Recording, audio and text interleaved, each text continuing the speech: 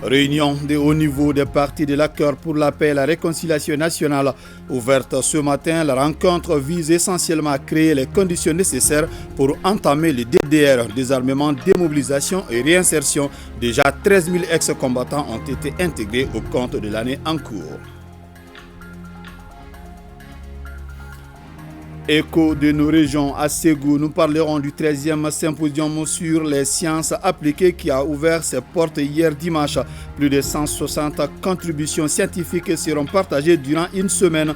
L'Université de Ségou, la Société malienne des sciences appliquées et leurs partenaires sont les initiateurs. Focus santé en rediffusion, on parle de la cardiopathie congénitale, une maladie liée à une malformation cardiaque présente à la naissance, comme l'indique le terme congénital. Nous sommes heureux de vous compter parmi nous. Bonsoir à vous, merci et bienvenue dans ce journal. D'abord, cérémonie de montée des couleurs ce matin à Koulouba, le personnel de la présidence de la République au Grand Complexe pour ce geste civique. C'était sous la présidence du colonel Assimi Goïta, président de la transition, chef de l'État, chef suprême des armées. Cette tradition est respectée à la présidence de la République depuis quelques temps et bien sûr, a lieu tous les premiers lundis du mois. Voilà le personnel de la présidence de la République pour la montée des couleurs. C'était ce matin à Koulouba sous la présidence du colonel Assimi Goïta.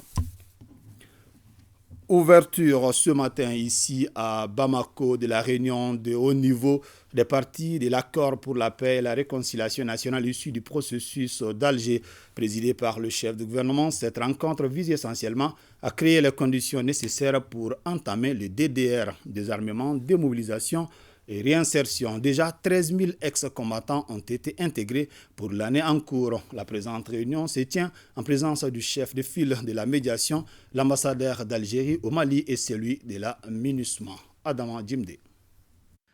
La mise en œuvre de l'accord pour la paix et la réconciliation au Mali, issu du processus d'Alger, peine à amorcer sa vitesse de croisière. Le gouvernement, qui veut donner une nouvelle impulsion à ce processus, a initié cette rencontre de haut niveau décisionnel. Objectif, créer les conditions nécessaires pour accélérer le DDR, désarmement, démobilisation et réinsertion, et s'accorder sur les réformes politiques et institutionnelles non liées à la révision constitutionnelle. Pour le ministre en charge de la réconciliation nationale, chaque fois que les Maliens sont unis, ils ont toujours su trouver des solutions à leurs problèmes.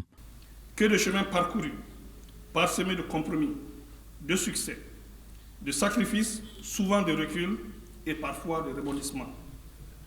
À force de persévérance et de détermination, nous avons toujours su trouver, au-delà de nos contradictions, de nos doutes et face au blocage, les moyens nécessaires pour marquer des bonds décisifs sur ce long chemin vers la paix au Mali. C'est le lieu pour nous de saluer les efforts et sacrifices consentis par chacune des parties maliennes dans ce processus, la médiation internationale ainsi que l'ensemble de la communauté internationale pour leur accompagnement. L'État, les différents mouvements signataires, ceux de l'inclusivité, la médiation internationale et la MINUSMA procéderont au cours de cette rencontre aux discussions relatives à la répartition des quotas à l'intégration des ex-combattants dans les corps constitués de l'État, y compris au sein des forces armées de sécurité. Il sera aussi question du mécanisme de gestion des cas des hauts cadres civils et militaires des mouvements. Tout ce dispositif est soutenu par les Nations Unies. Conformément au mandat qui nous est donné par le Conseil de sécurité, nous ne ménagerons aucun effort pour aider au succès de cette réunion de concert avec les autres membres de la médiation internationale. Et évidemment, notre appui est acquis pour aussi aider à la mise en œuvre des conclusions auxquelles vous arriverez. Après tout, le soutien à la mise en œuvre de l'accord de paix est l'une des priorités stratégiques de la MINUSMA. De son côté, la médiation internationale trouve que le retour de la paix est forcément lié à la mise en œuvre de l'accord. Pour cela, chacun doit jouer sa partition.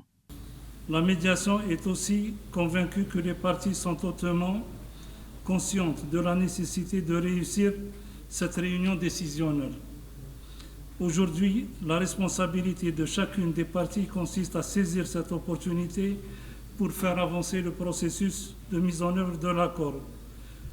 Aujourd'hui aussi, la responsabilité de chaque partie consiste tout autant à faire prévaloir d'abord et avant tout l'intérêt suprême du Mali en tant que pays et nation. Les autorités de la transition affichent leur ferme détermination pour l'aboutissement de l'accord de paix. Cet accord constitue l'un des axes prioritaires du plan d'action gouvernemental. En tant que partie malienne à l'accord, il ne saurait en effet exister des questions qui ne puissent faire l'objet de discussions et de compromis entre nous dans l'intérêt supérieur de notre nation. La volonté du gouvernement à la poursuite et au parachèvement de la mise en œuvre intelligente de l'accord pour la paix et la réconciliation nationale au Mali issu du processus d'Alger est illustrée dans son plan d'action gouvernemental 2021-2022 adopté le 2 août 2021 par le Conseil national de transition, l'organe législatif de la transition. Il convient de rappeler que la crise multidimensionnelle que vit notre pays depuis 2012 a fortement ébranlé le tissu social de la nation, toutes choses ayant fortement favorisé des tensions intercommunautaires et intracommunautaires. Les crises sécuritaires, politiques et socio-économiques conjuguées à l'affaiblissement du leadership local constituent autant de défis sur le chemin de la reconstruction de la paix dans notre pays. Face à ces défis, aussi nombreux que complexes, la mise en œuvre de l'accord pour la paix et la réconciliation au Mali issu du processus d'Alger constitue l'une des priorités majeures du président de la transition et du gouvernement. Cela, conformément aux principes cardinaux que vous avez pleinement et librement exprimés dans le titre 1 de l'accord pour la paix et la réconciliation au Mali issu du processus d'Alger, je cite, « Les parties, dans l'esprit de la feuille de route, réitèrent leur attachement aux principes ci-après. 1. Le respect de l'unité nationale, de l'intégrité territoriale et la souveraineté de l'État du Mali, ainsi que la forme républicaine et laïque de son État. Le rejet de la violence comme moyen d'expression politique et le recours au dialogue et à la concertation pour le règlement des différends. La lutte contre le terrorisme, le trafic de drogue et les autres formes de criminalité transnationale organisée. » Fin de citation. S'agissant des ex-combattants, des milliers d'entre eux sont déjà intégrés. Ces résultats positifs contribueront au renforcement de la confiance entre les différentes parties. Au sortir de la 4e session du CSA, j'ai instruit la tenue de réunions interministérielles pour dégager le quota octroyé au groupe signataire de l'accord pour la paix en vue de parachever les questions de DDR intégration, tout en tenant compte de la soutenabilité de l'opération et des capacités d'absorption des services concernés par l'intégration. C'est ainsi que dès la 45e session du CSA, le gouvernement, à travers le ministère de la Réconciliation, de la Paix, de la Cohésion sociale chargé de l'accord pour la paix et la réconciliation, a annoncé l'intégration d'une première tranche de 13 000 ex-combattants issus des groupes signataires pour l'année en cours. Une deuxième tranche de 13 000 à échelonner sur les 2 ou 3 prochaines années. Cette réunion de haut niveau donne ainsi le ton pour la reprise des activités du cadre stratégique de suivi de l'accord, un souhait de toutes les parties en présence. Cette réunion de haut niveau qui vient de s'ouvrir est une occasion pour les différents mouvements présents de réaffirmer leur attachement à la République et faire des propositions concrètes. Ils sont tous dans la même dynamique de faire bouger les lignes. Adama Djimde. Cette réunion de haut niveau décisionnel est aussi importante pour le mouvement signataire de l'inclusivité aussi bien que les autres parties prenantes. C'est ce qui justifie leur présence en masse pour prouver leur attachement à la République. Aujourd'hui, notre pays se trouve dans une situation qui exige à chacun un engagement dans le sens de la paix pour sauver la patrie. C'est à travers ce genre d'initiative et un débat profond sur les questions de fond. Pendant 7 ans, bien sûr, on a beaucoup discuté sur des questions superficielles ou de surface. Mais là, c'est l'occasion pour nous tous, les partis, d'évoquer les véritables enjeux.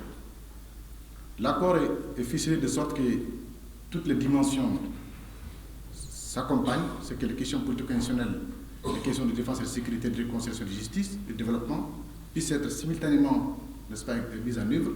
Et je pense que ce sentier aussi est pris en charge lors de cette discussion qu'on a évoquée, les ministres de la Réconciliation. Pendant la transition, c'est là où on a connu un certain dénouement, tel que la présence des mouvements dans le gouvernement, tel que la présence des femmes au CSA et au sous-comité, tel que la mise en place des maires, des différents maires au niveau des régions nouvellement créées, Tabdani et Menaka. C'est sous la transition qu'on l'a connu. La présence massive des mouvements démontre que le gouvernement et ces derniers partagent la même détermination et la même volonté de voir notre pays accéder à une nouvelle ère de paix et de cohésion sociale. Je voudrais également féliciter le gouvernement pour l'organisation de cette réunion. Je voudrais juste souhaiter un plein succès à ces travaux et encore une fois réaffirmer notre détermination à soutenir l'accord, à soutenir les autorités de la transition dans le sens de la mise en œuvre de l'accord et dans le sens du retour d'une paix définitive au Mali. Au nom de la CEMI, qui a été toujours constante aux côtés de l'État du Mali pour la mise en œuvre de l'accord, encore nous réitérons notre présence pour accompagner l'État dans cette réunion de haut niveau décisionnel pour qu'au sortir, qu'on touche toutes les questions de fond et qu'on en finisse définitivement pour aboutir à la reconquête de notre territoire. Aujourd'hui, sur le terrain, en tout cas au nord, rares sont là où il y a des populations en dehors, surtout en dehors de Kidal. Il n'y a que là où se trouve l'armée nationale que les populations peuvent dormir sur toute l'étendue du nord. Donc, c'est une occasion pour moi pour demander à tout le monde de faire des concessions pour que tous les mouvements signataires, au sortir de la salle, que tout le monde soit sous le drapeau et que tout le monde puisse avoir le droit de légalement et de légitimement défendre la patrie et défendre l'intérêt de toutes les populations du Mali. Cette réunion marque le souhait pour chaque parti, État, mouvement, médiation internationale et Nations Unies de voir instaurer la paix au Mali.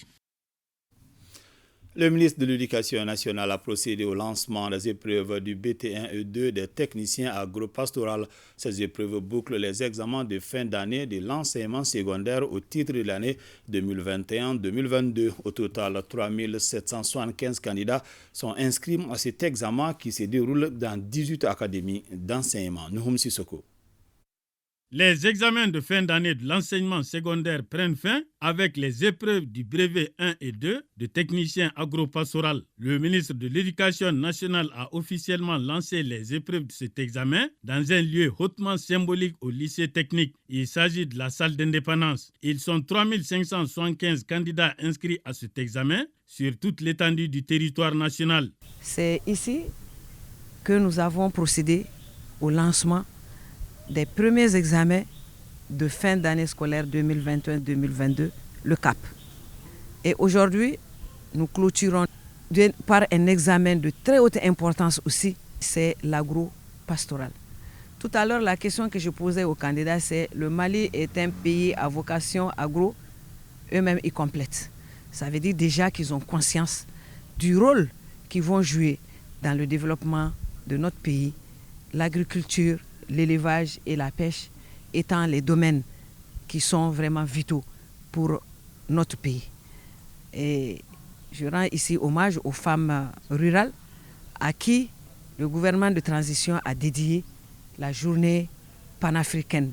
C'est pour vous dire toute l'importance que la formation de ces jeunes, leur devenir et leur accompagnement jouent dans le développement économique de notre pays.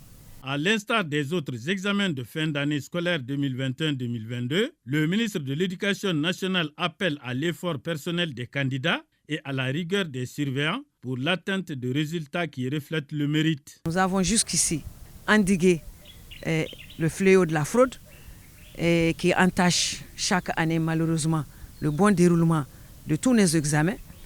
C'est la même rigueur qui prévaut également pour ces brevets de techniciens 1, 2 agropastoral qui vont passer. Auparavant, les surveillants du centre du lycée technique ont été édifiés sur la conduite à tenir pendant la surveillance.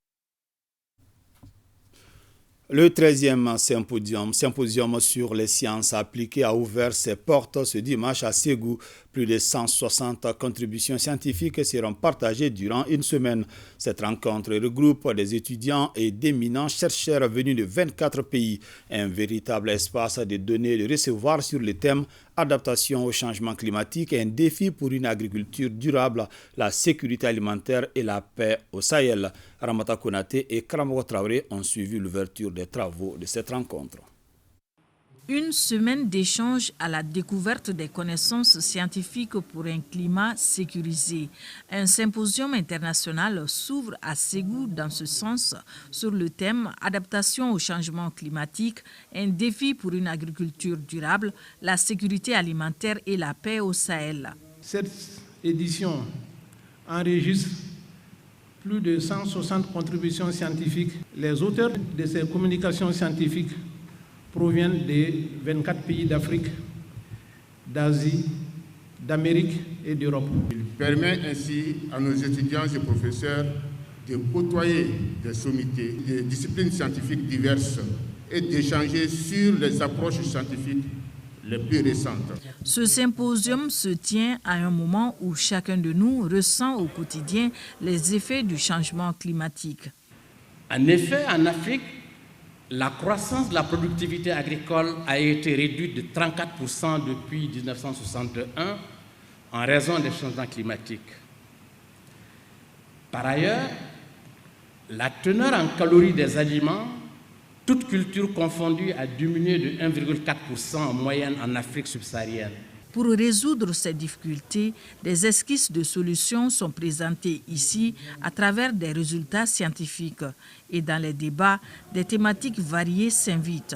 Développement rural, sciences de l'éducation et de l'environnement, mathématiques, physique, chimie, santé et médecine traditionnelle, entre autres. Ce symposium, ça ouvre vraiment une plateforme idéale pour les chercheurs, les enseignants, les étudiants de présenter leurs travaux de recherche, ce qui est rare en Afrique. Les échanges pendant ce forum nous permettront de savoir un peu plus sur les alternatives pour avoir une agriculture durable dans le contexte actuel de nos pays face aux aléas climatiques. Nous apprécions la présence de toutes les sommités scientifiques à Ségou pour présenter des résultats de recherche, donner des cours à nos étudiants et développer des projets de coopération pour le bien de nos populations. D'autres participants suivent en ligne les 160 présentations scientifiques sur les changements climatiques, la sécurité alimentaire et la paix au Sahel. Nous restons à l'intérieur du pays. Les travaux de construction de l'hôpital régional de Koulikoro vont reprendre le jeudi 4 août 2022 après un temps d'arrêt lié à des difficultés techniques sur le terrain. La ministre de la Santé et du Développement social s'est rendue sur le chantier financé à hauteur de 12 milliards de francs CFA pour échanger avec les acteurs concernés. Jules Sambou-Sissoko. La ministre de la Santé et du Développement social, Mme Djeminatou Sangaré, sur le site de l'hôpital régional de Koulikoro, dont les travaux sont à l'arrêt avec seulement 7% de taux d'exécution. Démarré au mois de février 2021, diverses raisons expliquent cette lenteur, selon le consortium d'ingénieurs conseil et suivi. Il y avait des difficultés. Les études ont été faites sur la base d'une parcelle qui était beaucoup plus sur les flancs de la colline. Et après, il y a la voie de contournement qui est venue un peu déranger cette parcelle. Ça a été décalé. Et au-delà, on ne pouvait pas mettre l'hôpital directement au bord de la route. On a laissé une servitude entre l'hôpital et la voie de contournement. C'est ce qui a amené cette difficulté-là. On a des travaux de terrassement, et des énormes travaux de terrassement. où des fois le dénivelé peut aller jusqu'à en fait, à 10 mètres de moyenne. Malheureusement, pendant la phase d'étude, n'était pas du tout quantifié. Les plus hautes autorités de la transition accordent du prix au chantier de développement en cours. C'est pourquoi Madame la ministre a échangé avec toutes les parties prenantes pour la reprise rapide des travaux. La construction de cet hôpital, comme tous les chantiers qui sont en cours dans le domaine de la santé particulièrement, sont suivis au plus haut sommet de l'État par le président de la transition, le colonel Assimi Goïta, également le Premier ministre. Moi, je suis là aujourd'hui pour faire le constat. Effectivement, il y a des difficultés qui ont été évoquées avec tous les acteurs. Des pistes de solutions ont été recommandées pour la reprise imminente des travaux le 4 août, Inch'Allah. Cette visite a permis une compréhension commune avec l'espoir de voir une infrastructure sanitaire de qualité sortie de terre dans un délai raisonnable. Ce qui a été arrêté aujourd'hui nous donne confiance. J'ai entièrement confiance à cela et ce délai sera respecté. Et Inch'Allah, dès que les travaux vont reprendre le 4, il n'y aura plus d'arrêt. Je suis très confiante. Le coût global de réalisation de l'hôpital régional de Koulikoro est estimé à plus de 12 milliards de francs CFA sur le financement du budget national. Point Covid du jour, les services de santé ont enregistré 0 cas positifs sur 465 tests réalisés, 5 patients guéris et 0 décès. À ce jour, 16 patients sont sous traitement. 21e session ordinaire du Conseil d'administration du Fonds de solidarité nationale. Parmi les sujets abordés, l'adoption du projet de budget prévisionnel et du programme d'activité 2022 de la structure. Anchata Koulibaly. Satisfaire les besoins de base des populations les plus vulnérables afin de réduire la pauvreté, c'est la vision du Fonds de solidarité nationale. La structure poursuit l'exécution normale de ses activités et les administrateurs apportent plus d'éclairage sur les différentes réalisations lors de la 21e session de leur conseil d'administration. Ils examinent ainsi les rapports d'activité 2021 et 2022 sans oublier d'évoquer les difficultés rencontrées. Pour l'année 2021, avec la rétention des crédits budgétaires de l'État, les montants alloués ont été nettement insuffisants pour permettre au Fonds de solidarité d'accomplir à hauteur de souhait sa mission. Au cours de cette même année 2021, les difficultés d'accès au financement consécutives à la suspension par la BAD ont constitué un obstacle majeur à l'atteinte des objectifs du Fonds de solidarité nationale.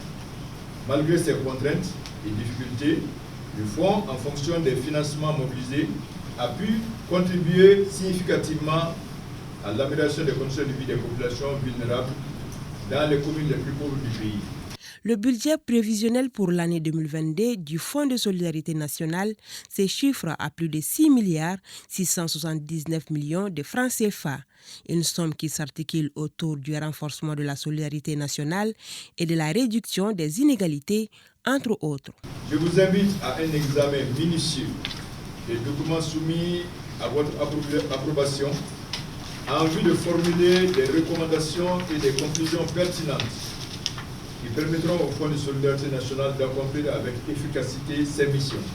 Je tiens à saluer les efforts déployés par les plus hautes autorités du pays. Pour l'atteinte des objectifs, le Fonds de solidarité nationale et ses partenaires comptent mettre en place un projet intitulé le Programme national de lutte contre la pauvreté dans 200 communes les plus pauvres du Mali. Les 10 projets nécessitent une enveloppe de 31 milliards de francs CFA qui reste à mobiliser. L'élaboration d'un plan de communication institutionnelle pour une meilleure coordination au sein des administrations, voilà l'exercice auquel se livrent les cadres supérieurs du ministère de la Refondation de l'État. C'est à travers une session de formation de 3 jours. Batraoré. Une bonne communication interne pour instaurer un climat de compréhension mutuelle entre cadres et agents de l'administration. C'est la stratégie mise en application par le ministère de la Refondation de l'État à travers le page projet d'appui à la gouvernance économique et à la promotion du genre. Le ton est donné par cette session de 3 jours à l'intention des cadres supérieurs du département. Quand vous prenez l'environnement actuel du pays, nous savons qu'aujourd'hui, si ce pays est en train de rayonner au niveau international, parce qu'il y a déjà des bases de communication à un certain niveau. Vous savez comprendre qu'on a été victime de beaucoup d'attaques sur le plan communication. Il a fallu des réponses adéquates à ces communications. Donc si ces communications n'étaient pas bien maîtrisées par les dirigeants maliens, peut-être on n'allait pas être là aujourd'hui, là où nous en sommes. Aujourd'hui, il est plus que nécessaire d'initier les agents de l'administration en technique de communication institutionnelle, surtout au regard du contexte de crise multiforme que traverse notre pays depuis 2012, crise exacerbée par des fausses informations, des fausses rumeurs, ou des rumeurs, et également des commentaires et déclarations tout azimut. Cette session de formation est d'autant plus opportune qu'elle apporte des réponses appropriées aux défis liés à la bonne et saine communication sur les chantiers de la refondation ainsi que les missions, les activités et les réalisations du ministère de la refondation de l'État. Durant les 3 jours de travaux, les participants vont s'atteler à l'élaboration d'un plan de communication institutionnelle. Ils devront également s'approprier les notions sur l'approche conceptuelle de la communication institutionnelle, surtout en temps de crise. Affaiblissement des partis politiques, impasse démocratique, quel avenir pour les partis politiques dans le Malikoura? Le thème est au centre d'une journée d'échange organisée par le Centre d'études et de réflexion au Mali. L'objectif visé est non seulement de définir le rôle des partis politiques, mais aussi de dégager les causes de leur affaiblissement. Mohamed Kantao. Une cinquantaine de partis politiques prennent part à cette conférence de débat qui se veut un cadre d'échange et de concertation entre la classe politique malienne et le Centre d'études et de réflexion au Mali. L'initiative soutenue par la Fondation Friedrich Ebert vise à débattre du rôle des partis politiques dans le Malikoura et à proposer des solutions adéquates pour faire face aux obstacles qui entravent le processus démocratique du Mali. Le CERM s'est donné cette thématique dans son rôle d'acteur d'études et de recherche pour conforter notre pays aussi bien au plan national qu'international dans ses choix, dans sa présence, pour que les citoyens et les citoyennes puissent mieux se sentir. Les partis politiques sont un acteur clé pour tout le développement du Mali. Ils sont responsables pour un processus démocratique pour le pays. Le bilan des partis politiques et la cause de leur affaiblissement ainsi que l'analyse critique et constructive des réformes sont les principaux thèmes débattus au cours de la rencontre. Selon les représentants des chefs de gouvernement, l'initiative permet de renforcer la recherche et la réflexion pour une amélioration des différents processus démocratiques au Mali. La crise qui traverse notre pays depuis une décennie a révélé de profondes divergences dans le fonctionnement de nos formations politiques, mais aussi a révélé donc l'énorme fossé entre les partis politiques et les peuples. Il ne s'agit pas en fait de rejeter des partis politiques. Il s'agit plutôt de diagnostiquer les lacunes et d'y apporter des solutions. Pour les organisateurs, le gouvernement doit s'approprier les conclusions de cette journée de réflexion pour renforcer les cadres de réconciliation entre la classe politique et les citoyens. La communauté noire Kel Tamashek face à la presse. Le but est d'apporter son soutien aux autorités de la transition et d'appeler les Maliens à la cohésion sociale. Suleiman Sidibé. La paix et la cohésion sociale sont une priorité pour la communauté noire Kel Tamashek du Mali. Elle vient de le témoigner par cette conférence de presse au cours de laquelle elle invite les Maliens à soutenir les autorités de la transition. J'avais dit pendant la conférence que nous avons participé à cette lutte qui a amené cette transition à travers notre participation au M5 RFP. Donc, nous sommes comme toutes les autres couches qui ont pris part à cette lutte et c'est dans ce cadre qu'on va soutenir la transition. Autre objectif visé par cette rencontre avec les hommes des médias, faire connaître la communauté. Elle est mal connue. Nous soupçonnons qu'elle est mal connue parce qu'elle n'est pas appelée comme telle. Nous soutenons psychologiquement la transition parce que nous sommes conscients qu'aujourd'hui, le pays vit une situation de crise multidimensionnelle, multiforme, crise face à laquelle il faut la participation de tous. La communauté noire Keltamachek a formulé des recommandations qui seront remises aux autorités du pays. Elle compte mener des actions de soutien à la transition dans toutes les régions du Mali. Plus de 160 millions de francs CFA, c'est le coût d'un mini-barrage réalisé dans la commune rurale de Gossi, dans la région de Tombouctou. Cette réalisation se situe dans le cadre de la coopération transfrontalière entre le Mali, le Burkina Faso et le Niger en vue de contribuer au développement. Najim Baba-Sissé. Un mini-barrage long d'une centaine de mètres équipé de systèmes de régulation permettant la rétention de l'eau de la mare de Gossi, une commune rurale située dans la région de Tombouctou. Un ouvrage qui a coûté à l'Agence française pour le développement la bagatelle de 166 millions de francs CFA, afin d'assouvir l'un des projets prioritaires de la cellule de coopération décentralisée transfrontalière entre les collectivités territoriales du Sahel. Cette fêtière C3 Sahel regroupe le Burkina Faso, le Niger et le Mali. Gossi, c'est presque une zone de pastoralisme, une zone où les axes de commerce routier sont florissants.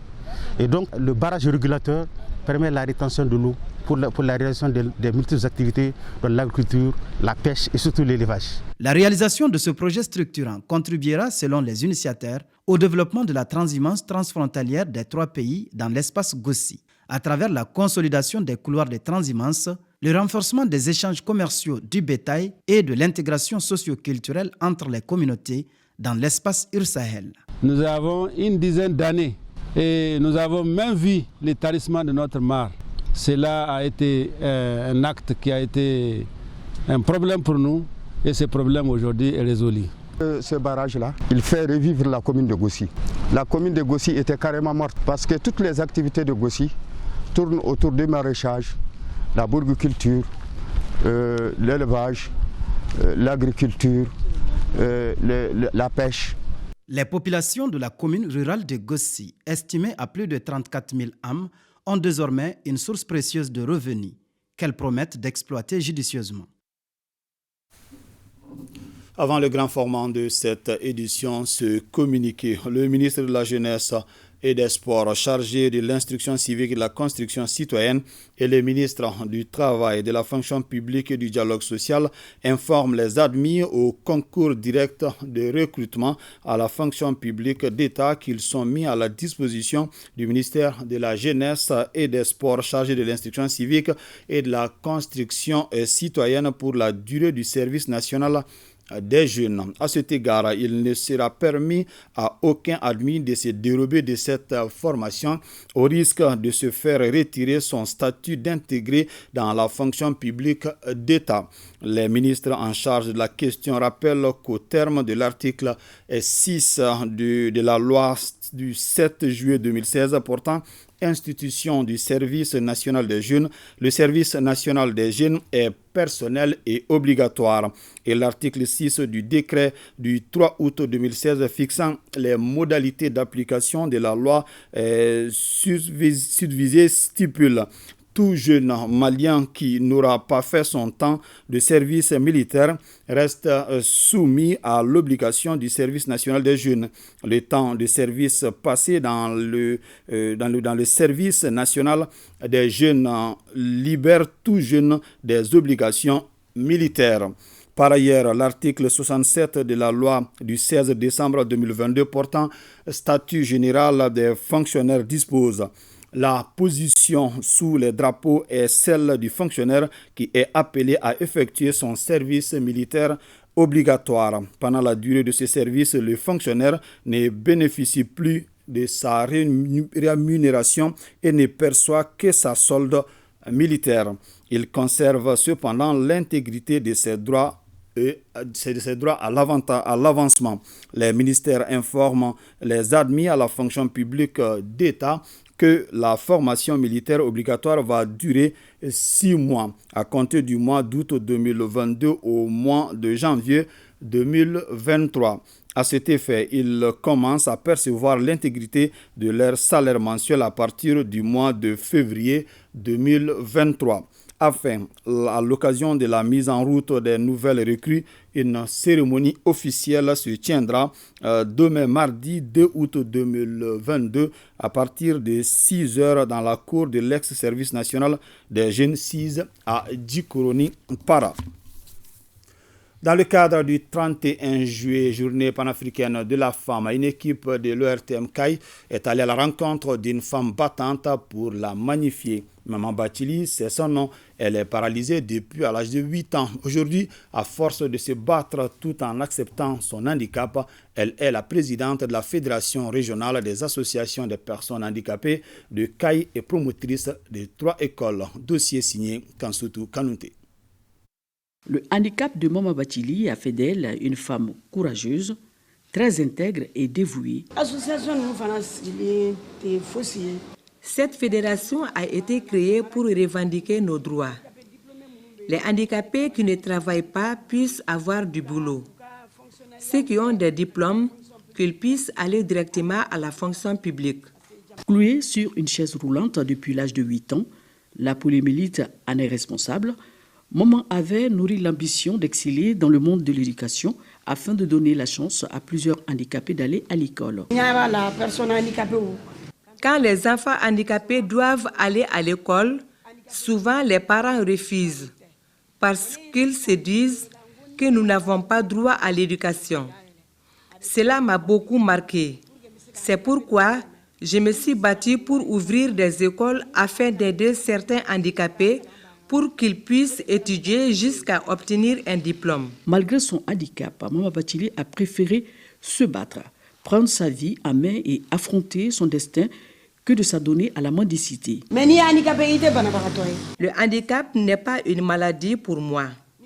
Ceux qui sont malades sont à l'hôpital. Si tu es courageux, tu peux tout faire. Il faut surtout accepter son handicap, ainsi tu pourras être à l'aise et avoir envie de te battre.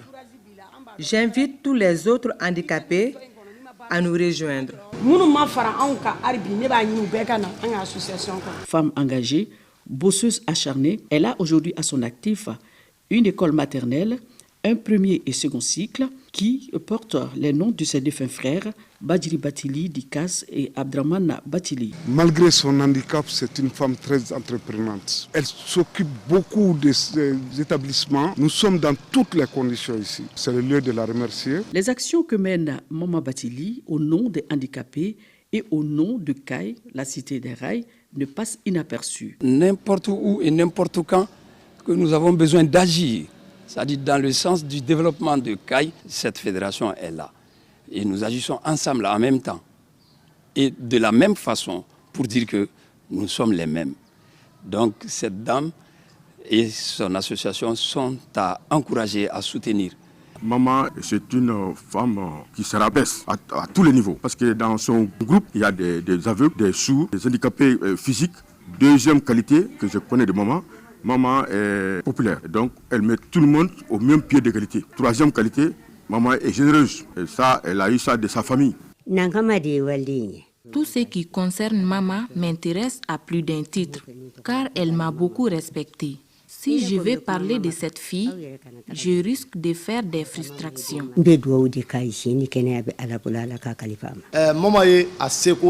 Maman s'est toujours battue pour nous. Elle nous a rassemblés. Nous sommes aujourd'hui comme une famille. Quand on est chef, il faut toujours communiquer avec ceux qui t'entourent. Les parents, amis de Maman Bathily se disent tous fiers d'elle. Je la remercie pour toute l'initiative qu'elle prend pour l'éducation au Mali, qui est très important. Vraiment, c'est une femme exceptionnelle. Elle a toutes les qualités pour définir une femme battante. Elle vit à la sueur de son front. Elle est créatrice et toujours prête à aider les autres. Elle s'occupe bien de moi. Donc, l'handicap, là, ce n'est pas une fatalité. Maman nous encourage à travailler car, selon elle, seul le travail paye. Ce qui m'a le plus étonné sur cette dame, c'est le fait de conduire une voiture. À l'époque, il n'y avait pas de voiture automatique.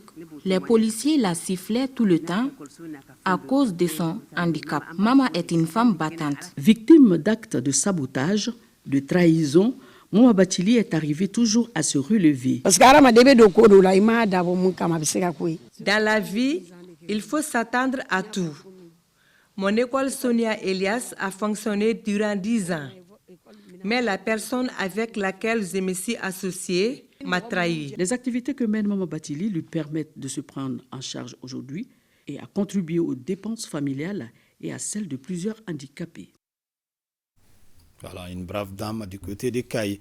Focus Santé, on parle ce soir de la cardiopathie congénitale, une maladie du cœur caractérisée par une malformation cardiaque présente à la naissance, comme l'indique le terme congénital.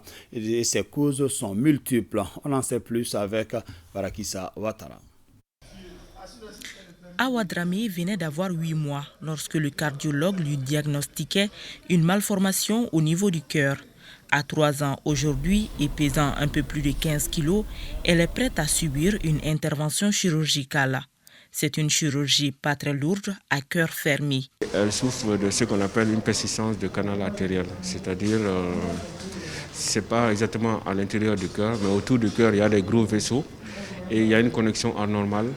Qui est normale au début pendant la grossesse, mais après la grossesse, si elle n'est pas fermée, elle devient anormale et ça entraîne des bronchites, des infections pulmonaires à répétition. Cependant, d'autres formes de la maladie très graves entraînent des complications. Ces malformations sont généralement découvertes par suite de l'apparition de symptômes chez le bébé ou au cours de la petite enfance. Elle avait tout le temps accompagné de fièvre. Je l'ai amenée chez le pédiatre au CCRF de la commune 3. Il nous a suggéré de faire une échographie du cœur. C'est à travers cela qu'on a découvert qu'elle avait une malformation. Et depuis, elle était sous traitement. Le premier signe que la maman peut remarquer, c'est surtout la dyspnée à la tétée. C'est-à-dire que c'est les enfants qui se soufflent. Dès qu'ils têtent un peu, ils se soufflent. Dès qu'il tête un peu, il se souffle. Et la coloration aussi de l'enfant. L'enfant peut changer de couleur parfois. Et l'enfant peut faire des crises aussi. Et en dehors de ça, c'est des gens qui font ce qu'on appelle des bronchites à répétition. C'est des bronchopnéumopathies. Ils ont tout le temps des infections pulmonaires. Ils sont tout le temps hospitalisés en pédiatrie pour des infections pulmonaires. Ces malformations sont aussi détectables bien avant la naissance grâce à l'échographie fœtale, ce qui n'existe pas encore au Mali. S'agissant des causes de la maladie, elles sont multiples. Nous avons d'abord l'hérédité, c'est-à-dire qu'il y a des familles où les cardiopathies congénitales sont plus fréquentes. À part l'hérédité, il y a des causes toxiques, l'alcool, la cigarette pendant la grossesse. C'est des facteurs aussi qui favorisent ce genre de malformations. Nous avons également les causes médicamenteuses. Il y a certains médicaments, des antibiotiques et les anti-inflammatoires à certains stades de la grossesse qui peuvent favoriser la survenue de cardiopathie congénitale. Nous avons aussi les mariages consanguins. Les mariages consanguins, les consanguinités de premier degré surtout, c'est-à-dire des gens très très proches qui se marient. À ces jours, sur plus de 3000 enfants diagnostiqués au centre André Festock de l'hôpital Mère-Enfant le Luxembourg, 420 ont pu être opérés. Il faut le dire, c'est une chirurgie très coûteuse. Nous avons besoin de plus de partenaires et de plus d'implication de l'État qui en fait déjà. Mais nous souhaiterions quand même que l'État nous appuie davantage dans les forfaits afin qu'on puisse avancer plus vite sur la liste d'attente. Le centre Festock de l'hôpital Mère-Enfant le Luxembourg est limité dans ses interventions chirurgicales, d'abord par l'âge, les moyens logistiques et le poids. Car plus le poids est faible, plus l'intervention est risquée. À présent, c'est quelques réactions. Le M5 RFP, l'Association pour la protection et la promotion de la culture Bozo Kabou, le syndicat Union nationale des chauffeurs de l'administration publique du Mali, l'Association des ressortissants et sympathisants du cercle de Kati et Kaï condamnent avec la dernière rigueur les propos tenus par le président Emmanuel Macron lors de sa tournée en Guinée-Bissau. Tous apportent leur soutien aux autorités de la transition. C'est donc la fin de ce journal. Merci de l'avoir suivi. Que le bon Dieu nous assiste.